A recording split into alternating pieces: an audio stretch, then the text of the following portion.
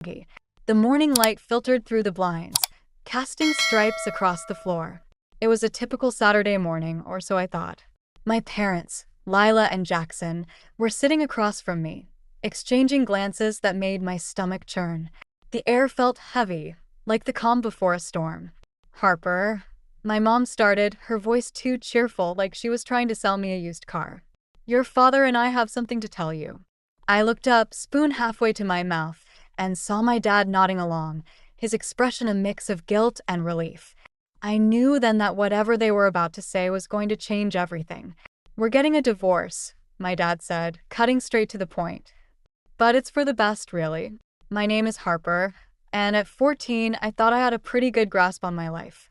School was school, friends were friends, and my family, well, they were supposed to be the one constant. But now, sitting there with my parents dropping this bombshell, I felt the ground shift beneath me. I stared at them, waiting for the punchline, but it never came. Instead, they started talking over each other, words like new beginnings and better for everyone floating around the room like confetti. I felt like I was watching a movie, detached and surreal, except this was my life unraveling. "There's more," my mom added, her eyes darting to my dad like they were sharing some inside joke. "We've both met someone new." "Someone new," I repeated, the words tasting bitter in my mouth. "Already?" My dad cleared his throat, avoiding my gaze. "Yes, Valerie and I are expecting a baby. And Greg and I are moving in together," my mom chimed in, as if this was the most natural thing in the world. I felt like I was in the middle of a bad dream, one where everyone was speaking a language I didn't understand. My parents were moving on, building new families, and I was just expected to tag along, no questions asked. The room was spinning, and I gripped the edge of the table to steady myself. "So, what about me?" I managed to ask, my voice barely above a whisper. "We'll figure it out," my mom said, waving a hand dismissively. "You'll have 2 homes now, more people to love." I wanted to scream, to flip the table and storm out, but instead, I sat there, nodding like a puppet. Inside, though, a storm was brewing, betrayal mixed with a simmering anger that I couldn't quite place. It felt like my parents had just wiped the slate clean, and I was the only one left with the mess. As they continued to talk, I tuned them out, my mind racing with thoughts of what this new life would look like. I knew one thing for sure. I wasn't going to let them dictate my future without a fight. I pushed back my chair, the legs scraping against the floor, and stood up.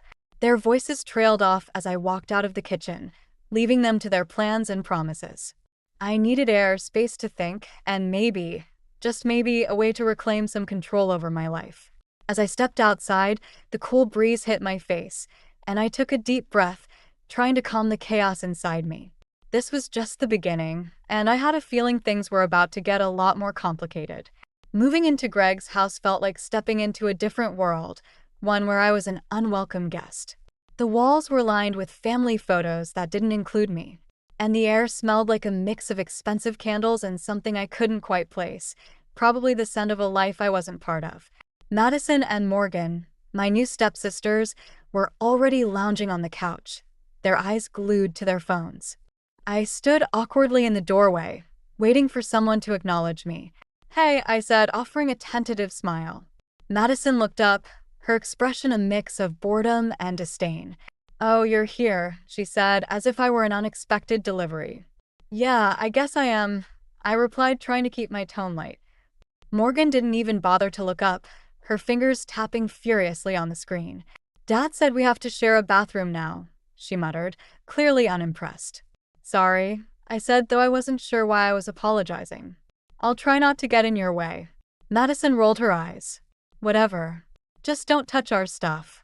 I nodded, feeling smaller by the second. The house was beautiful, but it wasn't home. Not yet, and maybe never. Later, at dinner, the tension was palpable. Greg sat at the head of the table, all smiles and charm, while my mom laughed at his jokes like she was auditioning for a sitcom. I picked at my food, trying to tune out the conversation that seemed to flow around me rather than include me. "So, Harper," Greg said, turning his attention to me. "How's school going?" I shrugged, not sure how to respond. "It's fine, I guess. Harper's always been a good student." My mom chimed in, her voice a little too bright. She's got big plans for the future. Urban planner, right? Greg asked, nodding as if he'd just remembered something important. Yeah, I said, surprised he knew. I like the idea of designing spaces that make people feel at home. Interesting, Greg said, though his eyes had already moved on to something else. As the conversation drifted away from me again, I felt a pang of loneliness. My mom was here, but she seemed more invested in impressing Greg than in connecting with me. It was like I was a supporting character in her new life. After dinner, I retreated to my room, a space that still felt foreign with its neutral walls and unfamiliar furniture. I lay on the bed, staring at the ceiling, trying to process everything.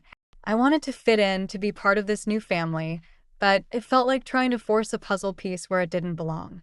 Just when I thought I couldn't feel more out of place, I heard voices outside my door. It was my mom and Greg, their words muffled but clear enough to catch snippets.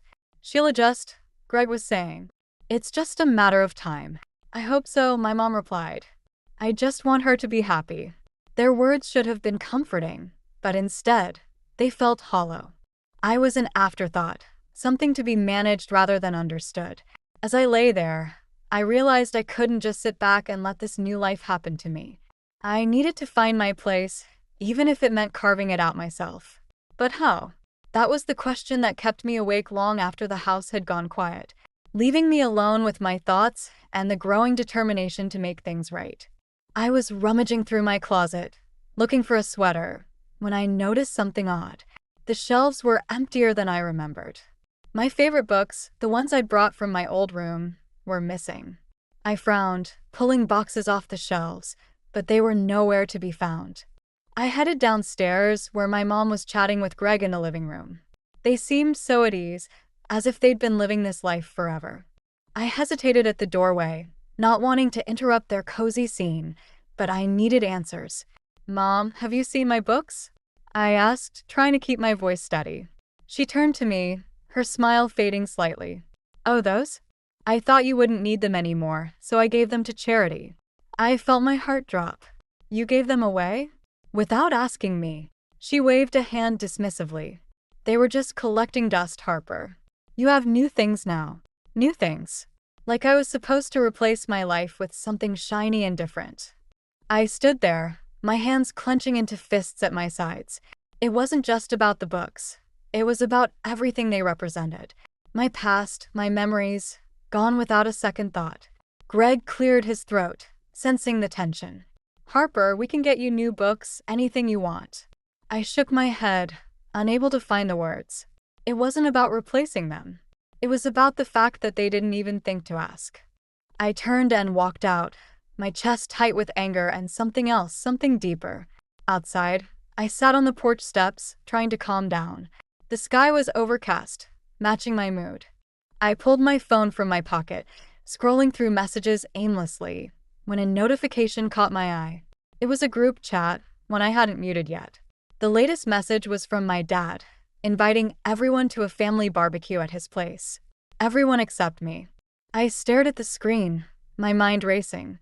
They were moving on, building new lives, and I was the one left behind. It was like I was invisible, a ghost in my own family. I stood up, a new determination settling over me. If they thought they could just erase me, they had another thing coming. I headed inside, my mind buzzing with ideas. I needed to find a way to remind them I was still here, still part of this family, whether they liked it or not. As I walked past the living room, I overheard my mom and Greg talking, their voices low. "She'll adjust," Greg was saying. "It just takes time. She's stronger than she looks," my mom replied, a hint of something I couldn't quite place in her voice. I paused, my hand on the banister, listening. They didn't know I was there, didn't know I heard the doubt in their voices. It was a small comfort, knowing they weren't as sure of themselves as they seemed. With a deep breath, I headed upstairs, my mind made up. I wasn't going to sit back and let them dictate my life. I was going to reclaim what was mine, starting with my place in this family. And if that meant shaking things up, then so be it. I was ready for whatever came next. After another tense week at Greg's, I found myself at my Aunt Nora's house, seeking the comfort that only her warmth could provide. Her home was like a sanctuary, filled with the smell of freshly baked cookies and the sound of soft jazz playing in the background. It was the kind of place where you could breathe deeply and feel your troubles melt away, even if just for a little while. Nora was in the kitchen, her back to me as she kneaded dough. "Harper, sweetheart," she said without turning around, as if she had a sixth sense for when I needed her. "How's everything going?" I leaned against the counter, watching her work. "It's complicated," I admitted, my voice barely above a whisper. She glanced over her shoulder, her eyes kind but probing. "Complicated how?" I hesitated, unsure of how to put everything into words. "I feel like I'm living in someone else's life. Mom and Greg are so wrapped up in their world, and Dad's just not there." Nora nodded, understanding more than I could say. "You know, sometimes people get so caught up in their own lives, they forget to look around and see who they're leaving behind." Her words hit home, and I felt a lump form in my throat. "I just wish they'd notice me," I said, my voice cracking. As if on cue, the doorbell rang, cutting through the moment. Nora wiped her hands on a towel and went to answer it. I followed her, curious about who would be visiting. To my surprise, it was Ryder, my stepbrother. He stood awkwardly on the porch, his hands shoved deep into his pockets. "Ryder," I said, surprised. "What are you doing here?" He shrugged, a hint of a grin on his face. "Valerie thought you might want some company. She's worried about you." I blinked, taken aback. Valerie worried about me? It was hard to believe, but the sincerity in Ryder's eyes made me pause. Nora welcomed him in, and we settled in the living room. Ryder and I sat across from each other, the silence stretching between us. "You okay?" he asked, his tone casual but his eyes searching. I shrugged, not sure how to answer. "I'm managing." He nodded, as if he understood more than he let on. "You know, my mom's not bad. She just freaks out sometimes, with the baby coming and all." I nodded, remembering how overwhelmed Valerie had seemed the few times I'd seen her. "It's just hard, you know? Everything's changing so fast." Ryder leaned back, his gaze thoughtful. "Yeah, change sucks. But maybe it's not all bad. I mean, you've got your aunt and uncle, right? They seem cool." I smiled, grateful for his attempt to lighten the mood. "They are. It's just, I miss when things were simple." As we talked, I realized something. Despite the chaos, there were still people who cared, even if they didn't always show it in the ways I expected. Maybe revenge wasn't the answer. Maybe it was about finding my own path, even if it meant leaving some things behind. Just as I was beginning to feel a sense of calm, Nora's phone rang. She answered it, her expression shifting from relaxed to concerned in an instant. She covered the receiver and looked at me, her eyes serious. "It's your mom," she said. "She wants to talk to you. It sounds important." I felt my heart race, uncertainty bubbling up again. As I took the phone, I knew that whatever my mom had to say could change everything. And for the first time, I wasn't sure if I was ready for what was coming next. I took the phone from Nora, my hand trembling slightly. My mom's voice crackled through the line, sounding more urgent than I'd ever heard it. "Harper, we need to talk," she said, skipping the pleasantries. "About what?" I asked, trying to keep my voice steady. There was a pause, the kind that makes your stomach twist. "About everything. I know things have been hard, and I want to make it right." I glanced at Nora, who was watching me with a mixture of concern and encouragement. "Why now?" I asked, unable to hide the skepticism in my voice. "Because I've realized how much I've been missing," she said, her voice softer now. "I want us to be a family again." I wanted to believe her, but a part of me was wary. Was this genuine, or just another attempt to smooth things over without real change? "Can we meet?" she continued. "Just us. I want to hear how you're really feeling." I hesitated, my mind racing with doubts. But there was also a flicker of hope, a chance that maybe things could be different. "Okay," I said finally. "Let's talk." We agreed to meet at a nearby park, a neutral ground where I could escape if things got too intense. As I hung up, I felt a mix of anticipation and dread. The next day, I arrived at the park early, the air crisp and the playground empty. I sat on a bench, watching the swings move gently in the breeze. My mom arrived shortly after, looking more nervous than I'd ever seen her. "Harper," she said, sitting down beside me. "Thank you for coming." I nodded, unsure of what to say. The silence stretched between us, heavy with unspoken words. I've made mistakes, she admitted, her voice barely above a whisper. I got so caught up in starting over that I lost sight of what really matters. I looked at her, trying to gauge her sincerity. And what's that? I asked. You, she said, her eyes meeting mine. You matter. More than anything. Her words were like a balm, soothing the raw edges of my heart. But I couldn't forget the hurt, the feeling of being cast aside. I just don't understand why it took you so long to see that, I said, my voice cracking. She reached for my hand, her grip firm and reassuring. I was scared, Harper. Scared of failing, of being alone. But I see now that I was pushing away the one person who's always been there. As we talked, I felt some of the tension ease, like a knot slowly unraveling. But there was still so much unsaid, so much unresolved. Just then, my phone buzzed in my pocket. I pulled it out, frowning at the screen. It was a message from Ryder. Dad's in trouble. Need your help. My heart skipped a beat. Jackson, my dad, in trouble? I stood up, my mind racing. I have to go, I said, my voice urgent. My mom looked confused but didn't press. Go, she said, her eyes filled with understanding. We'll talk later. As I hurried away, I couldn't shake the feeling that everything was coming to a head. My family, my choices, my future. It was all tangled together, and I was the only one who could make sense of it. But first, I had to find out what was happening with my dad. And I had a feeling it was going to change everything. Ryder's message had my heart racing as I hurried to my dad's house, questions swirling in my mind. What kind of trouble was he in? And why did Ryder think I could help? When I arrived, the house looked the same as ever, but there was an uneasy silence hanging over it.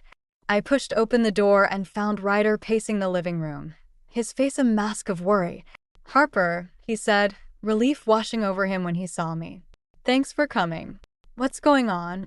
I asked, glancing around for any sign of my dad or Valerie. It's Dad, Ryder said, his voice low. He's in the study.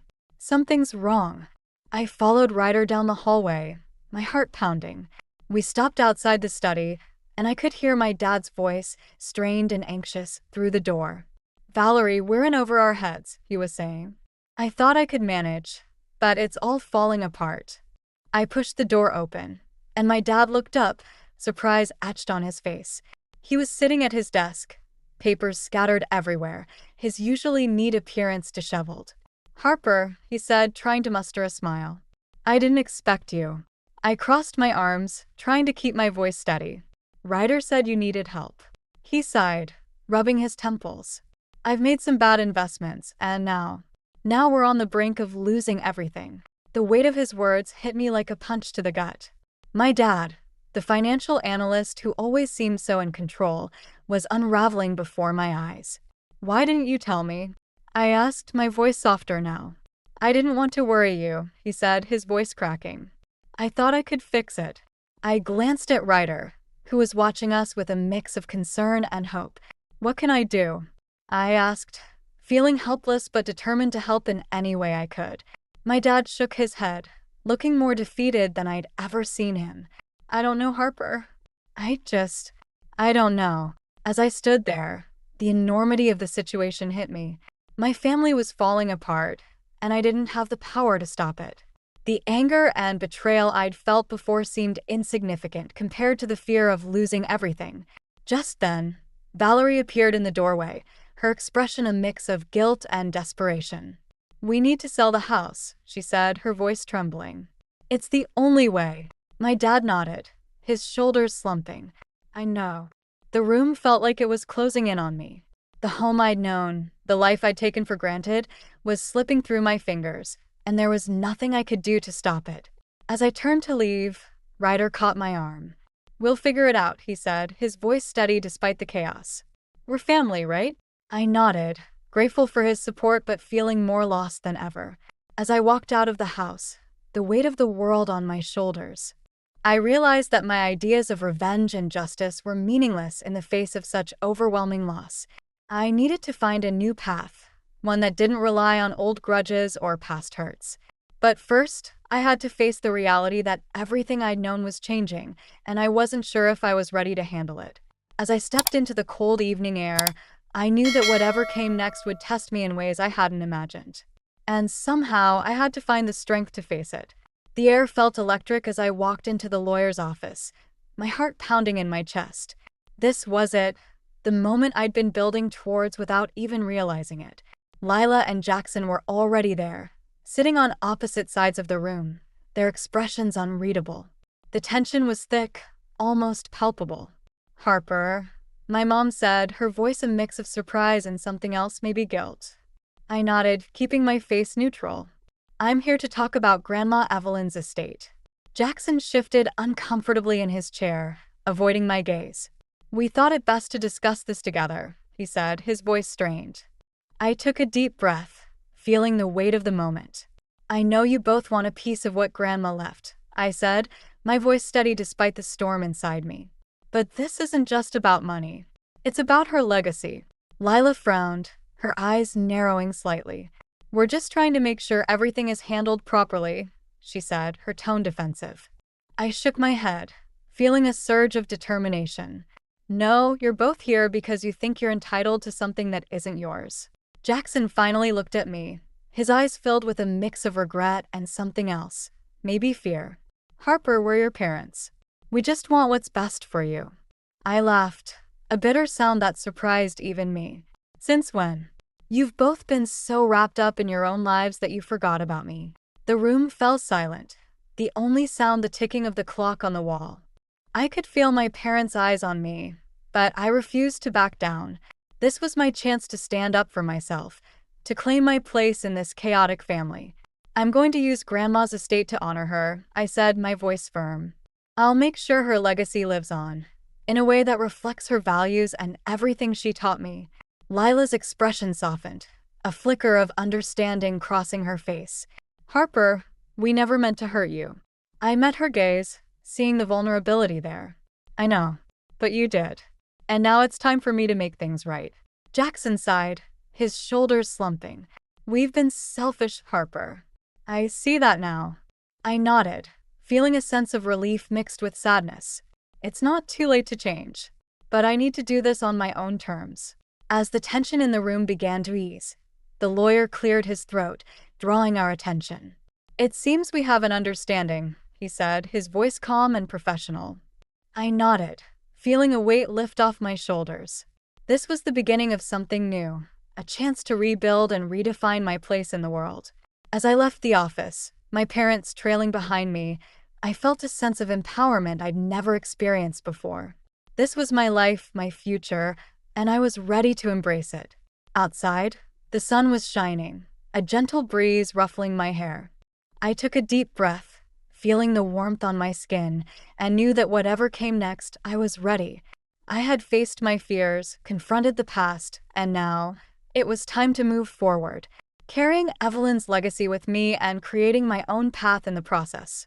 The afternoon sun bathed the garden in a warm glow as I sat on the porch steps, watching the world around me settle into a peaceful rhythm. It had been a few weeks since the confrontation at the lawyer's office, and life was slowly finding its balance. I felt different, more grounded, more sure of who I was and where I was going. Nora joined me, handing me a cup of tea. "You've come a long way, Harper," she said, her voice filled with pride. I smiled, taking a sip. "I couldn't have done it without you and Sam." She nodded, her eyes soft with understanding. "You've always had the strength, Harper. You just needed to see it for yourself." As we sat there, the scent of blooming flowers surrounding us, I thought about everything that had happened. The anger and betrayal I'd felt towards my parents had transformed into something else, a determination to forge my own path, one that honored Evelyn's legacy and my own dreams. Ryder appeared then, his usual grin in place. "Hey, Harper," he said, plopping down beside me. "How's the urban planning coming along?" I laughed, nudging him playfully. "It's a work in progress, but I'm getting there." He nodded, his gaze thoughtful. "You're gonna do great things, you know that?" I felt a warmth spread through me at his words. "Thanks, Ryder. That means a lot." We sat in comfortable silence for a while, the kind that spoke volumes without needing words. It was moments like these that reminded me of the power of chosen family, the bonds we create that are sometimes stronger than blood. Later, as the sun dipped below the horizon, casting the sky in hues of pink and orange, my mom arrived. She looked different, more relaxed, more at peace. "Harper," she said, joining me on the steps. "I wanted to talk." I nodded, feeling a mix of anticipation and calm. "What's up?" She took a deep breath, her eyes meeting mine. "I've been thinking a lot about what you said, about family and legacy. I've decided to make some changes to focus on what really matters." Her words resonated with me, and I felt a sense of closure I hadn't expected. "I'm glad, Mom." "I really am." We talked for a while about the past, about Evelyn, and about the future. It wasn't a perfect resolution, but it was real, and that was enough. As the stars began to twinkle in the night sky, I felt a sense of contentment settle over me. I had faced my fears, confronted the past, and emerged stronger for it. And while there were still challenges ahead, I knew I was ready to meet them head on. In that moment, I realized that life wasn't about seeking revenge or dwelling on the injustices we face. It was about finding our own path, creating our own happiness, and cherishing the people who stand by us along the way. And as I sat there, surrounded by those I loved, I knew that I was exactly where I was meant to be.